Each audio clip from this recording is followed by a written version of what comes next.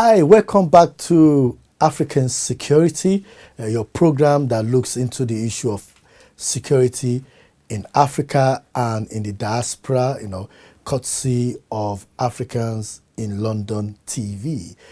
My name is Temitope Olodo. I'm your host here today. Last time we looked into why people are attracted to radicalization, religious radicalization and extremism. And we delved deep into it and we talked about 5 different assumptions, issues and concerns. Some people have said there's some school of thought that believe that people are radicalized or attracted to radicalization because of foreign policies. Some people have argued that radicalization is because people are unemployed and pressure groups. Some people have argued that one of the reasons for radicalization is because of hate preachers that are in our communities, targeting vulnerable individuals. And we've addressed and mentioned how we could tackle that. We've talked about the fact that we need to report, suspicious activities within our community to the appropriate authority. We've talked about strengthening our community-based groups so that they're able to help and support individuals that are vulnerable. We also mentioned the issue of mentorship, that we need to mentor people within our community. These are hard times and we all need to come together as a community. This community spirit that we have in Africa, we need to bring it to play here so that our community could be prosperous like other communities within East Africa. So now let's look into the topics for today and the things that we're going to be addressing. I have to thank our viewers who are watching this segment through LinkedIn, through Facebook, through YouTube, and a lot of questions have been coming in, and I'll be dealing with 2 questions in this segment. The first one is to do with online radicalization. A lot of families and parents are concerned that their children and individuals are getting so much involved in online activities, they don't even know what site they're visiting, and as a result, they can't actually tell whether they're doing what they're not supposed to do. Now, they have to be concerned, and we are also concerned here in African security. The reason why we're concerned is because if you've been listening to the news of recent, then the Home Secretary, Theresa May, have mentioned that individuals that get involved in terrorist activities will have their passport withdrawn, their citizenship withdrawn. That is a serious issue. And we don't want a situation where our community or people within our community will get to that extreme point where passport can be reviewed. So, it is better we address those issues now and highlight how to avoid those kind of issues. The other issue of concern is that a lot of individuals coming back from Syria or from Turkey or those neighboring countries have been arrested. And similar situations have happened with Somalians also who have gone to Kenya and things like that because there's assumptions that they've been involved in the war in Kenya. And we need to start dealing with that. Now, how our youth and vulnerable individuals get to the point where the things that they listen to online have stirred them up to the extent that they've decided to pick up their bag and travel abroad and get involved in these activities. Now, those are the kind of issues that we need to look at. Now, there are statistics that actually revealed that there's 750 websites created a day, and contents, 100 hours of content are uploaded on YouTube. So it's impossible if you're not an IT expert as a parent to be able to actually understand what your kids are, what website they're going to and what they're doing.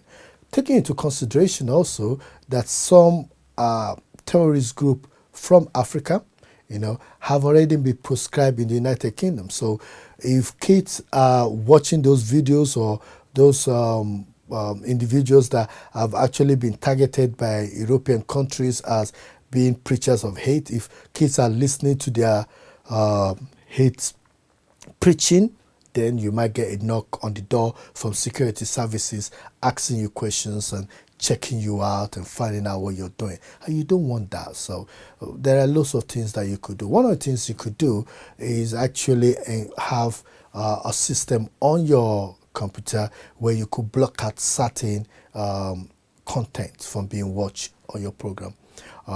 You could actually do that with the help of certain computer technicians. You should be able to get that. So you could go to some of your stores, and ensure that they help you look at that to make sure that you have those blocks, those things blocked on your way on your computer, so that kids and vulnerable individuals cannot go to website they're not supposed to go to. I believe by now you should know that your kids should not be downloading Al Qaeda manual for how to make a bomb. Your kids are curious. It's a natural thing when we're young, to try to find out and explore things.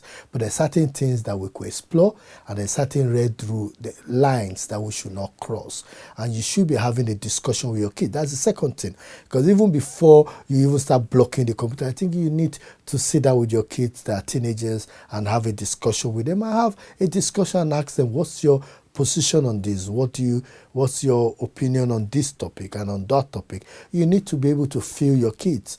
I know you've gone to work. I know it's been a long day, and you're getting home. You're so tired you can't actually have time to sit down and start having a debate. And I'm not saying you should have a debate. I'm saying you should have a discussion with your kids.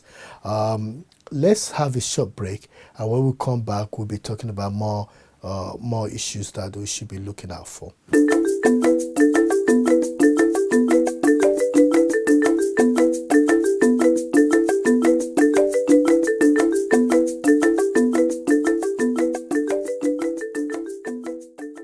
Welcome back, and this is African Security, and we've been discussing the issue of online radicalizations and sites that kids could be going to. And we know it's very difficult. It's not like Africa where you could pick up the cane and smack a kid. We're not encouraging that, and we're not saying that that's the right way, to train a child. And the issue of discipline I've found out in the community, speaking to people, they've got concerns because they don't know how to be able to talk to kids, bring them to order when they feel they've been going out of the normal norms.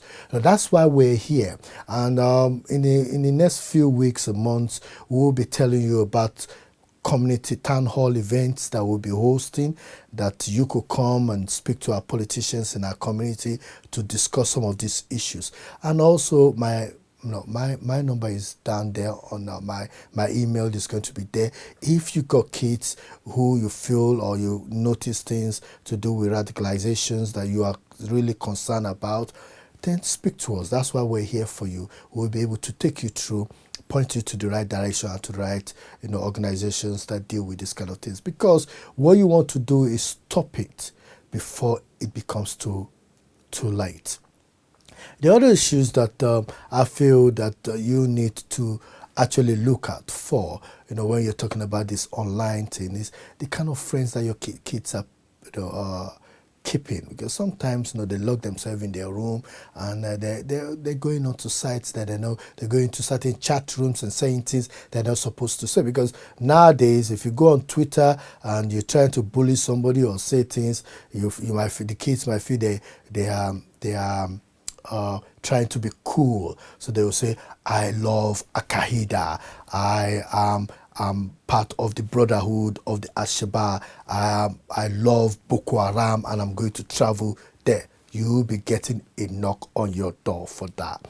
And that could get you into a lot of trouble. And that's the reason why the first rule of thumb is getting the kids to have a discussion with them and telling them the right and wrong of engaging on social online. Some of the things we'll be doing is we're going to be having network discussions on social media for Africans and how to engage and engage properly on the rules, the do's and don'ts of being online, and we'll be doing all those discussions. Now let me go into the next question that have been raised online that one of our viewers wanted me to talk about, is that how can we stop violence, extremism, and terrorism in Africa?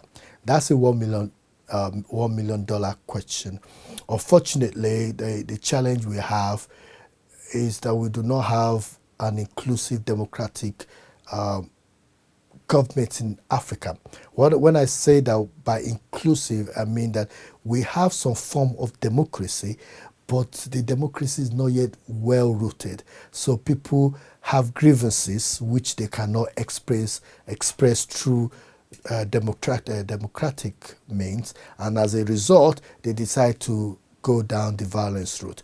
That could not be justified under any circumstances, but one of the things we need to do is ensure that our institutions are very democratic enough to be able to accommodate grievances. So when you criticize constructively a politician, you should not be assassinated. You should not be picked up and beaten. We have recorded evidence of political violence right across Africa, and we need to start stamping that out. We need to start addressing those issues. The other issue is that most of the African countries do not have a counter-terrorism strategy, an inclusive counterterrorism strategy that is people-driven. They do not have it. We need to start developing an effective counterterrorism strategy that has embedded in it human rights, that observe human rights protocols. Some of the concerns that have been raised about how people have been dealt with in Kenya after the shopping center killing, and in Nigeria, is that people have been arrested and not charged to court, or they've been extrajudicial killing, and we need to stamp that out in our community. If people have committed a crime, they need to be punished according to the law. And what we do is that when we kill people not following the rules, then we strengthen the counter narrative of these extreme groups to show that there's no difference between the government and ourselves. Some of the concerns also is that we need to understand the assumptions that these individuals have. Sometimes we feel that terrorists are crazy, but some of them are well educated, and we need to understand that some of them have grievances that they need to express, and if we give them an opportunity to express it through a legitimate route, then that will be a very good option. The last but not the least is that we need to get the diaspora involved. There are a lot of us in the diaspora that have skill set within the security industry, that have worked either for government or work in the private sector, where we've handled complex security issues. African governments and African leaders need to use the diaspora more to be able to build and develop, their security mapping. Some of the concerns that have been expressed about security is that there's no proper containment strategy. The agencies are not working collectively to address some of their challenges. That's why you have people like myself. I'm mobile, and I've written books, and I know of other people within the African community that are security experts that are willing to assist African government to be able to develop proper strategy and deal with the issues. Because what we don't want is for Africa, to be a no-go area. We want our kids to be able to go back home, because Africa is home, and we want to go back home. But the challenge we've got now is that nobody wants to go back to a country that is torn apart, a country where if you go to, you could be kidnapped, or a country where you go to, you could be, you could face armed robbery and things like that. So those are the kind of concerns that have been raised. So there is the issue of dealing with in recapping. There need to be an inclusive counter-terrorism strategy. There is people-driven. We need to train the police and security agencies effectively, and we also need to get the diaspora involved. Now, at this point, let me highlight again that you could get involved in this program. We want you to get involved in this program. This program is for you. Please get involved. Send us an email. You could see the line.